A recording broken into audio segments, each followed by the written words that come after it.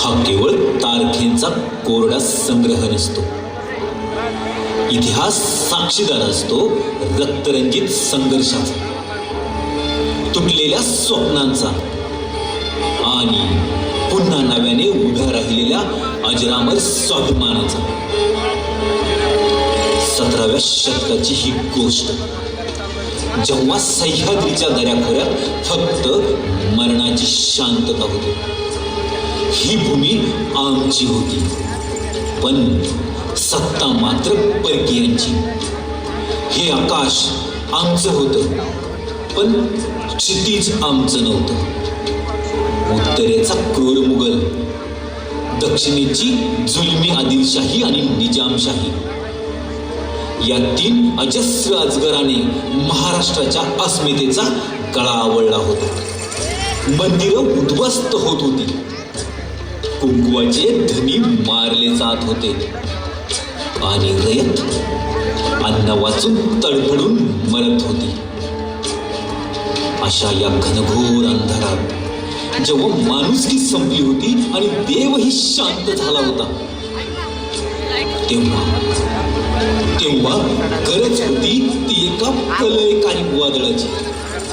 अशा एका वादळाची जो या अन्यायकारी सत्तेच्या चिंधड्या बुडवून टाकेल आणि मग सह्याद्रीच्या काळजातून एक सिंहगर्जना झाली, जिने दिल्लीचे तख्त बदलून सोडले. चला तर मग काळाची चक्र मागे फिरली. आज पुन्हा एकदा साक्षात रक्तरंजित संघर्षाची आणि गौरवशाली स्वराज्याची अनुभूती सज्ज एका दैदिप्यमान इतिहासाचे साक्षीदार व्हायला.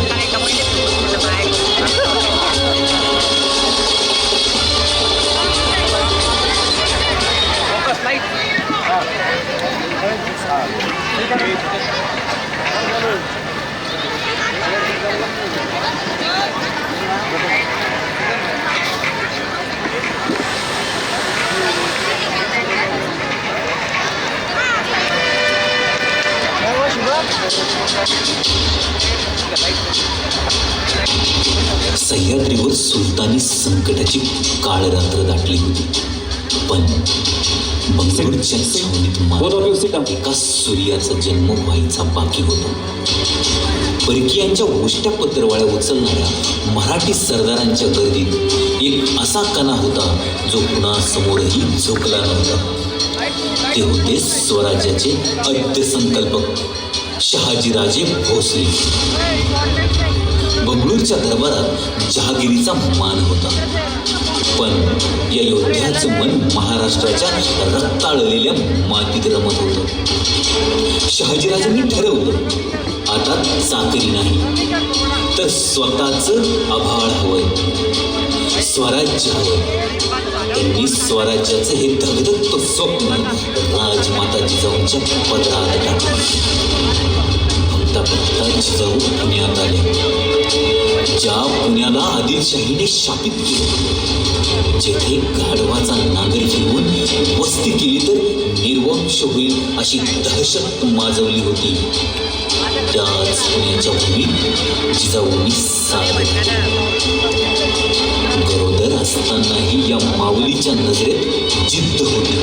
ठरलं आणि जिजाऊ कडाडले, भय सोडा, ही माती शापित नाही, ही भूमी रत्न प्रसवणारी आहे.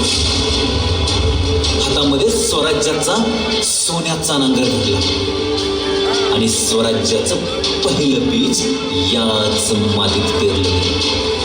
तो केवळ नांगर नव्हता, तर तो सुलतानी जुलमांच्या काळजावर मारलेला पहिला खणखणीत घाव.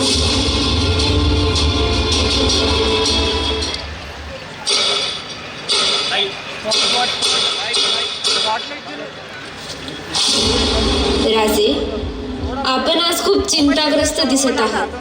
छावणीत सर्व काही ठीक तर आहे ना? जिजाऊ, बाहेर सर्व ठीक आहे, पण अंतरात आग लागली आहे. निजामशाही बुडाली, आदिलशाही दरबारी आम्ही सरदार झालो, पण आमची रयत, आमची मंदिरं, परकीयांच्या टाचेखाली महाराष्ट्र विवळतोय जिजाऊ.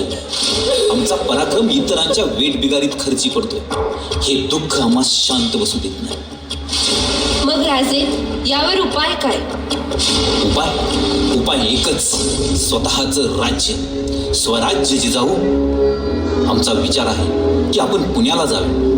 पुण्याची अवस्था भीषण आहे, पण ती आपल्या पूर्वजांची पुण्याई आहे. आपण पुण्याला सावरावं, तिथल्या रयतेला आधार द्या. आम्ही तोपर्यंत या सुलतानांना इथेच गुंतवून ठेवतो. राजे, हाच तर आमच्याही मनातला विचार. आपण निश्चिंत राहा. आम्ही पुण्याला केवळ सावरणार नाही, तर तिथूनच स्वराज्याचा पाया रचू.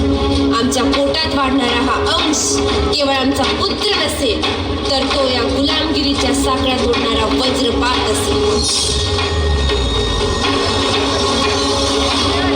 गरोदर असताना जिजाऊंनी सह्याद्रीची पायपीट. पुण्यात आल्यावर पाहिलं तर काय, चोहीकडे भीती, स्मशान, शांतता. आदिलशाहीने फिरवलेला तो गाढवाचा नांगर पुण्याच्या छाताडावर नाच करत होता.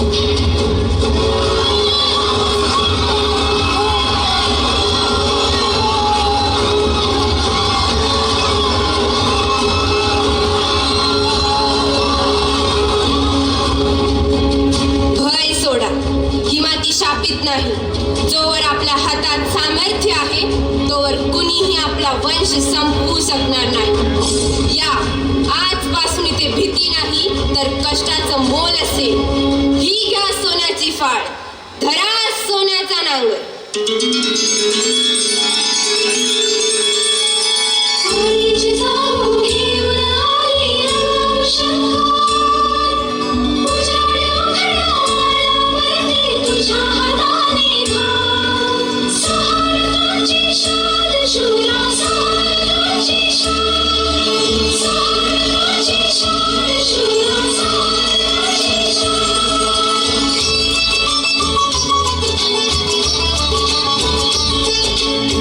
सोन्याचा नांगर हाती, धर सोन्याचा नांगर हाती, सरलं आपलं हाल.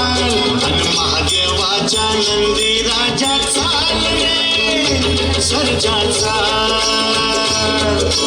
चाल रे सर्जाचा. धर सोन्याचा नांगर हाती, सरलं आपलं हाल. अन महादेवाच्या नंदी राजा चाल रे सर्जाचा, चाल रे सर्जाचा.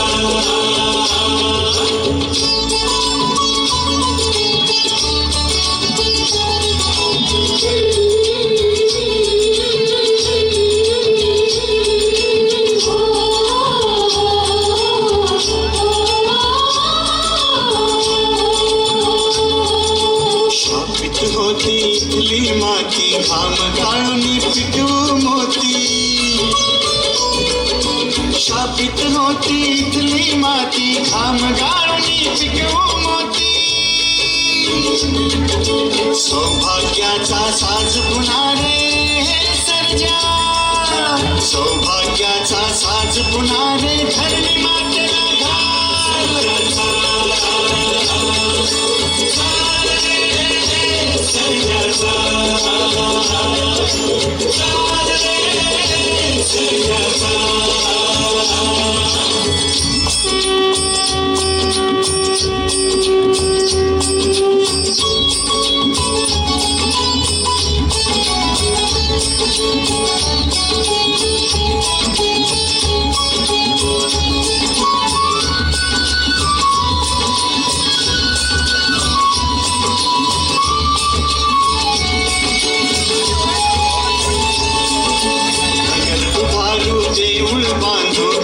जीवानी सारे नांदू,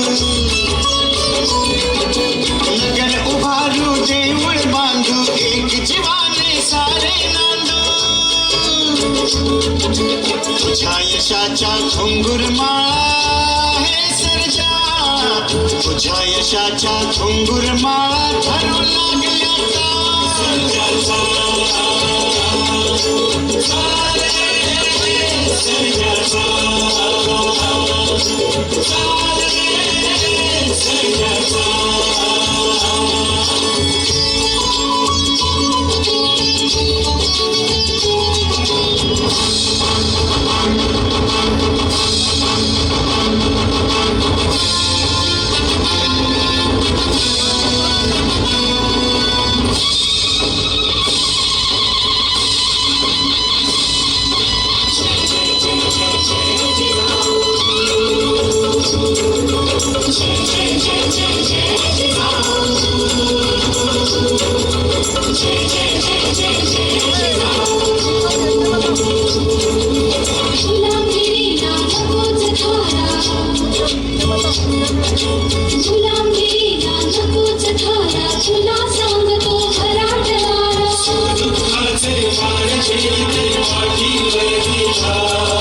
सुख दुःखाचे वार झेलते पाठीवरली ढाल